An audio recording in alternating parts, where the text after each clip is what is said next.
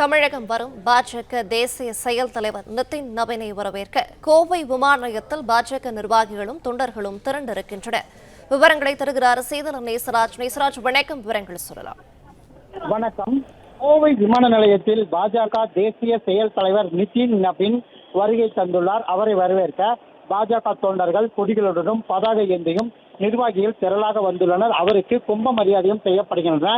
மேலும் விமான நிலைய சாலை முழுவதும் பாஜக கொடிகள் வரவேற்புக்கு வைக்கப்பட்டுள்ளன. அதே போல தமிழ்நாடு பாஜக தொழில்துறை வல்லுநர் பிரிவு சார்பில் நவ இந்தியா பகுதியில் உள்ள எஸ்என்ஆர் அரங்கில் வேர் நாலேஜ் மீட்ஸ் நேஷன் பில்டிங் என்ற கருப்பொருளில் தமிழ்நாடு டயலாக் 2026 என்ற நிகழ்ச்சி நடைபெறுகிறது.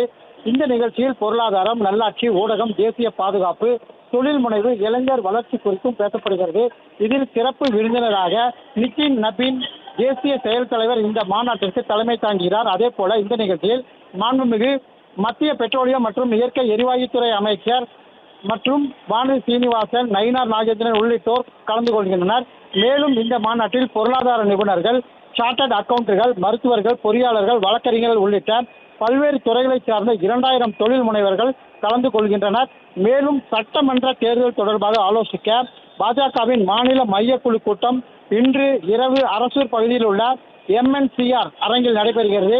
இதில் பாஜக தேசிய செயல் தலைவர் நிதின் நவீன் மற்றும் தலைவர்கள், நிர்வாகிகள் கலந்து கொள்கின்றனர். தற்பொழுது கோவை விமானம் முழுவதும் அவரை வரவேற்க தொண்டர்கள் ஆரவாரம் அணிந்து வருவது குறிப்பிடத்தக்கது.